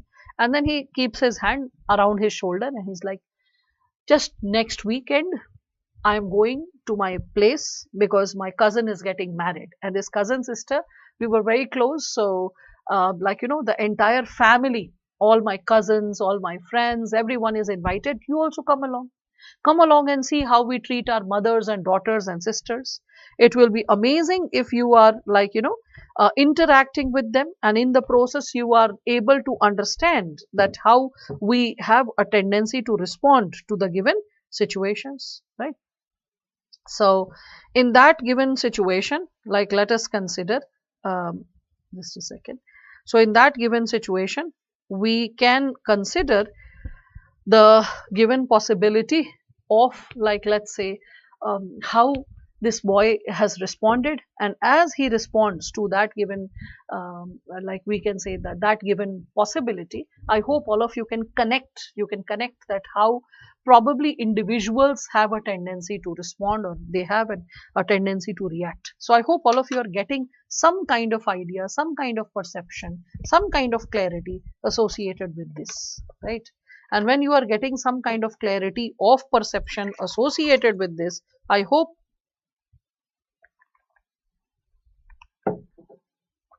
you are capable of, I would say, decoding the given dimension, right? So, when you are getting a topic, try to get into the root or the essence of it. And what is the root or essence of this given topic? Your perception of me is a reflection of you. Whatever the Bengali guy is saying is less about the Jat guy. It is more about the exposure level of the Bengali guy. That how well he is exposed, how well he has interacted with the Jat community, how well traveled he is, how well exposed he is. Is his perception based only on movies and TV series, or is he really knowing how people from within in the society behave, and how even as per the district or the region or the state, even the culture can differ. Certain micro concepts, behavior patterns can also differ when we speak of it. So your perception of me, whatever you think of me, believe of me, it is less of me, it is more about your like levels of reflection, your levels of maturity. My reaction to you is an awareness of me.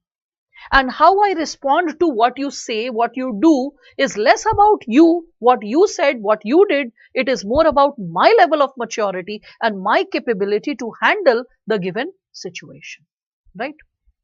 So that's what. My reaction to you is an awareness of me. Okay, so how I respond to what you have done, to what you aspire to do, is less about you. It is more about my levels of maturity. Right? So the Jat guy could have behaved in two ways. One, when he's abusive, aggressive. So it is less about what the Bengali guy said.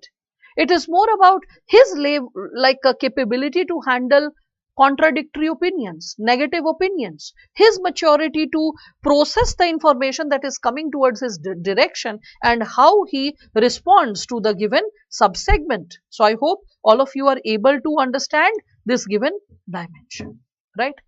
And again, you can see the second response that the individual can probably, we can consider is holding. We all can consider that all of you are able to like consider this given dimension. So just a second. So I hope you are able to understand that like my reaction to you is an awareness of me. So how the Jat guy responded, okay, that is dependent on two things. One, his level of maturity, and second, his level of processing, not what the Bengali guy said. He could have been aggressive, or he could have been like, oh, he's so innocent, he's not seen the world, he's just getting influenced by all these TV series, movies. Let me take this fellow and show him the real Haryana. Let him also enjoy. Let him also get exposed. And probably when he'll learn, he will talk about it differently to his friends, to his parents, to his colleagues, to people around him. All the hundreds of people he will meet, and if ever there is a conversation about the Jat community, this fellow will be able to paint a better picture. And moreover, maybe he's a good human being. There is a scope of knowing a new person. So why not? Right? So you can see that two ways of responding to the same situation. So it's less about what the person is speaking to you. It is more about how matured you are to process the information and respond to it. This. Yeah. Philosophy of wantlessness is utopian, while materialism is chimera. What is utopian? Utopian is such an ideal state that it has never ever existed. That's what utopian means. So the philosophy of wantlessness, मुझे कुछ नहीं चाहिए. तो मुझे कुछ नहीं चाहिए भी तो एक चाहत है. Okay, the desire for nothing is also a desire, right? So that's why it is utopian, cannot be achieved. Another thing is you cannot completely live without anything absolutely at all. At least you will need something to cover your body. At least you will need some utensil to store some water. You can see seers, sages, minimalism is what they exercise, but still they maintain a jhola, okay, or a potli, something, a basic thing. And what is it for? What is the purpose of holding it? It's just like covering the body, like having some pot to have some water. Yeah, think about it, right? Something to, maybe some utensil to eat. When we speak of this given possibility, huh? Minimalism is acceptable. Nothingness is not possible to achieve, because in the state of nothingness, nothing, the very idea of nothing, is also a state. That's what. So philosophy of wantlessness is utopian, while materialism is a chimera. And when you engage with the material world, when you engage with, we can say, all those given possibilities which are associated with what you are living or what you are experiencing, and just connect with this philosophy of wantlessness. Yeah. So philosophy of wantlessness is utopian, while materialism is a chimera, right? So desire for nothing, absolute desire for nothing, it is what we can consider, it is like philosophy of wantlessness is utopian. So the desire for nothing is, what can we consider? So the desire for nothing is like too idealistic, while when you are desiring for material world, it's a maya, never ending. There is no end to own things, right? There is no end to own things. There is no end to exercise richness, right? I can just remember this given possibility. There was this junior in Gurgaon. So she was saving some money to buy a Louis Vuitton bag, and that was for something around 2.53 lakh. But the question is, when she was able to save that amount, by that time there was this girl who all of you know, Neeta Ambani's future daughter-in-law, Radhika Merchant. So she carried a Hermes bag, a little pouchy of like silver color, and that was for 1.75 or 1.8 CR. Okay, almost 2 crore. So that was the, like, the price of that bag, that little pouchy that she was carrying. So what is the end? What is the end to this given possibility of, we can say, the philosophy of wantlessness and the engagement with the material world, right? So this is what, again, the real is rational and the rational is real. The statement was given by none other than Hegel. So Hegel spoke of this given statement: the real is rational. Whatever is happening around us, okay, whatever is unfolding in our day-to-day life reality, can be logically explained, can be logically understood, can be logically observed, can be logically decoded. Okay, and then, and the rational is real. Whatever is logical, whatever can be scientifically understood, whatever can be scientifically perceived, whatever can be logically decoded is real. It exists in reality because you can theorize it, you can study it, you can substantiate it. Okay. Oh God. So the exposure level to all this radiation. Okay. So when we are speaking of this given dimension, the real is rational and rational is real. Okay, I hope that is making sense to all of you. The real, whatever is existing in reality, can be logically explained, and whatever can be logically understood, scientifically understood, is shaping our reality. It is a part of our reality, right? So you don't have to discuss about Hegel's idea of dialectics, how things come into existence, how ideas lead to all the change and manifestation of the world, blah blah. No, if you know it, good, keep it to yourself.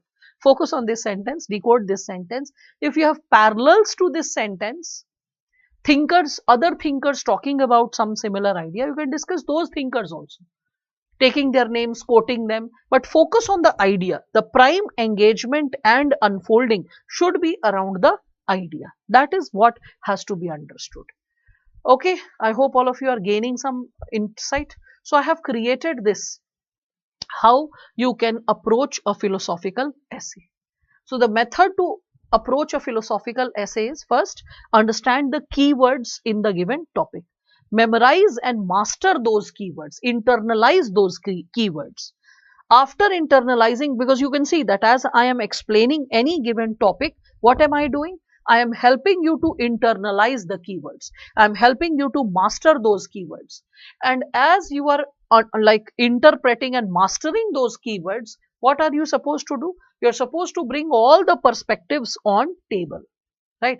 You are supposed to bring all the ideas on table. Do not go ahead with any kind of understanding which is creating, we can consider, which is creating any kind of, we can say, disparity.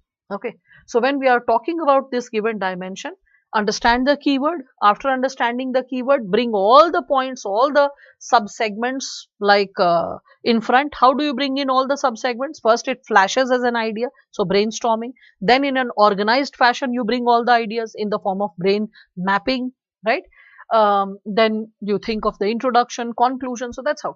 Connect it with all the current relevant society, climate, life, anything. Like connect it with all the current relevance of that topic, which you can see is developing and unfolding in our present society. Maybe connected to some current affairs, connected to newspaper, anything of that sort. Like, for example, there have been topics related to truth. So what have I done? What have I created for all of you is this. Like truth, memorize all the keywords. So you have already seen what are the core ideas from where the questions are asked, right? So all these areas, civil services values, the chapter which you have studied in ethics. So not like you can remember like empathy and compassion, integrity, you can think of accountability, you can think of, we can say, courage and fortitude, you can think of insights related to impartiality and non-partisanship. Recall all of them, study them thoroughly, memorize the concepts, Be very thorough. Try to develop content in and around them. Values, the topic of values in general, the topic of morality in general. What is values and how is the society arriving at values? What is morality? What is ethics? Be very thorough related to the content. Read more, read beyond the syllabus.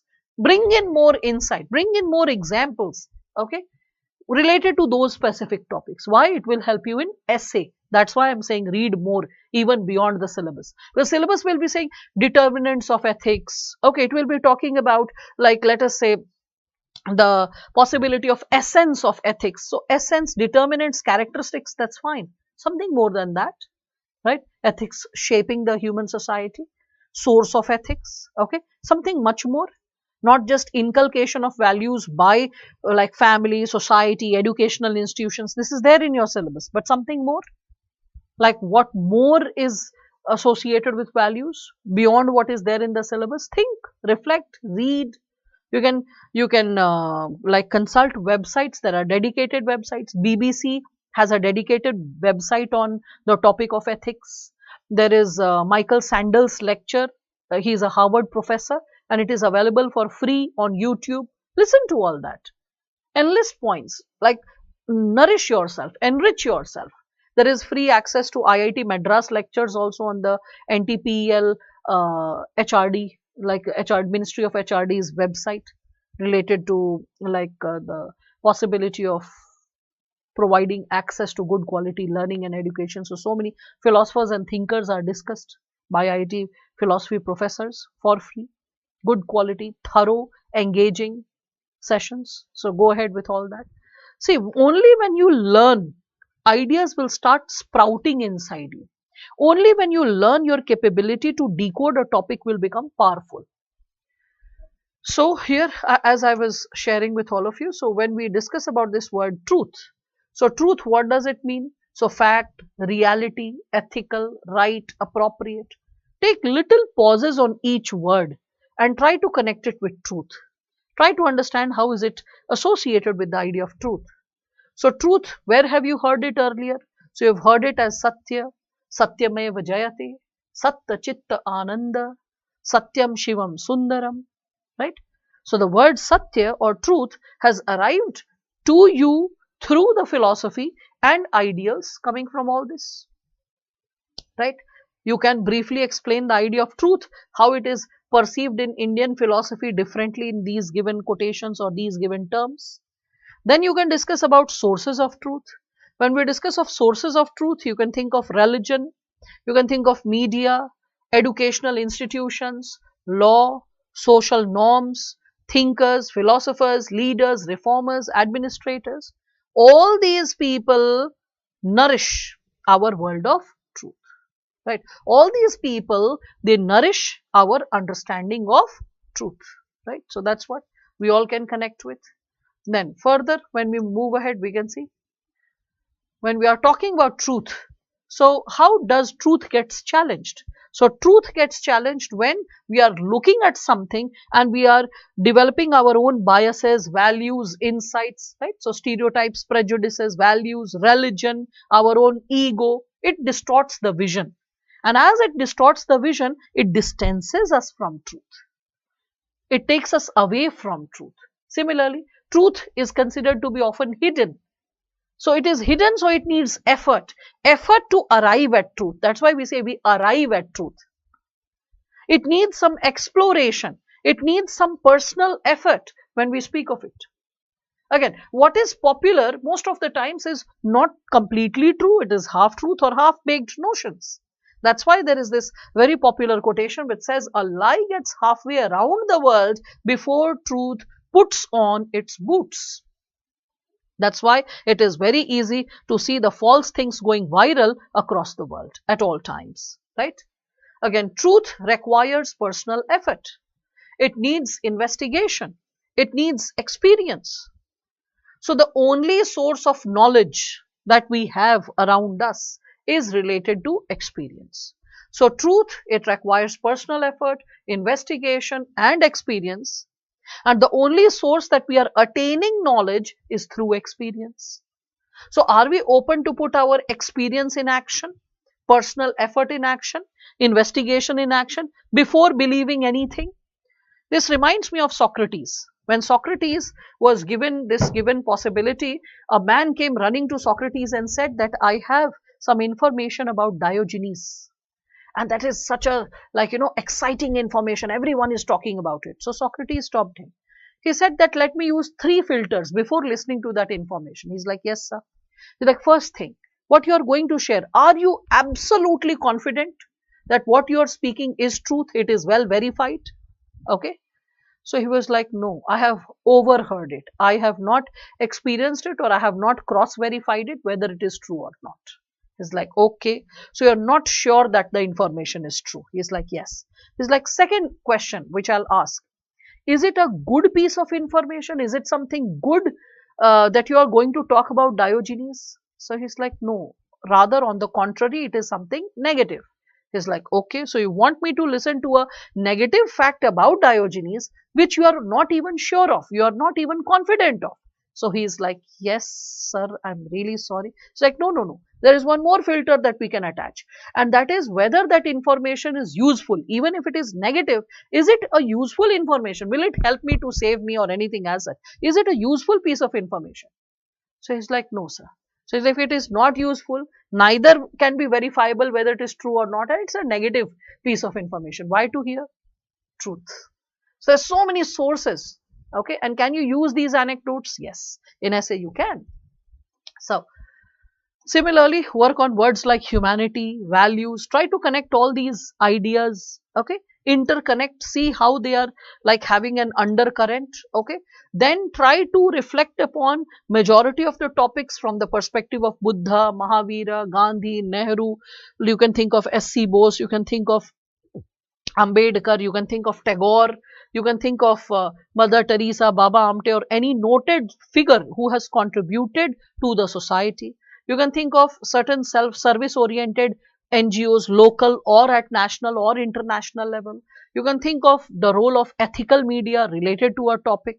Similarly, what an honest politician could do and what kind of interventions honest bureaucrats have brought about in the society. Know few examples, because this will act as a core source, as a background source to nourish your, we can say, content. Last but not the least, Gandhi's talisman. Remember development, the development Yojana article. Towards the end, I read Gandhi's talisman. What was it? Whenever you are in an ethical dilemma, remember the poorest person's face and ask yourself, is it going to directly or indirectly help that person? If yes, go ahead, take the decision. If not, then it's not necessary. So that's what Gandhi's idea of, like we can say, trusteeship. Kant, Immanuel Kant, you must have studied. So his categorical imperatives, recall that, discuss that, because that is also something which is guiding the society about do's and don'ts. Okay, because they are categorically specific what ought to be followed and what ought not to be followed for having a moral behavior. Okay, again the Ubuntu philosophy, you can read about Ubuntu philosophy, very simple. Just you can find images also. I am because we are. So there was a philosopher who actually carried a basket full of fruits, anthropologist, and gave it to a child, like in one of the areas of Africa. He gave that basket of fruits to the child, and the child took it, and first, not a basket of fruits, first one single fruit. The child ran, shared it with all friends, cousins, etc. So this person was amazed that the child did not eat it himself, shared it with others. So called him and said, why did you share? Okay, this time there is a basket of fruits. You can just take it and just eat it yourself. This is only for you, with specific stress on only.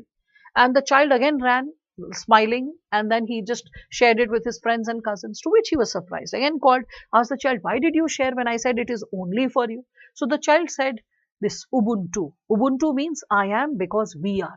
We don't exist in isolation. We can grow, we can be progressive only when we share with our community. It is this sense of responsibility, this sense of responsiveness, which creates a breakthrough for all of us. Okay, that's what Ubuntu is about. Again, you can see with great power comes greater responsibility. So these philosophies, if you are taking care of it in your essay, okay, that as we can say basic structures, as basic sources, you can write good quality essays. So you can always start working on the structure of philosophical essays in these lines. All right. So I hope these sessions were quite helpful for all of you to fix your basics and give you an insight how to go ahead with essay. I tried to give you a lot of, I would say, theoretical tools and skills which can help you to build the content and give you an idea how to practice essay writing, what are the do's and don'ts you should always follow, and how to go ahead with substantiating the given possibility. If the PPTs have yet not been shared, then I will just encourage, like, one of the people to share all the PPTs with all of you from day 1 to day 6, but you will realize the PPTs are mostly blank. They have indicative words. The core of the lecture was associated with what I spoke and what you were attentively listening to. Okay, so I hope you had a fulfilling and a joyous journey in the process of learning, and the 7 days session was helpful to build your basics. Okay, so God bless you, all of you. Study well, and hope all of you achieve the coveted goal of civil services, and you are able to, like, create meaningful identity and contribution to the well-being of the society and the larger biome. All right, so thank you. Have a great day. Bye.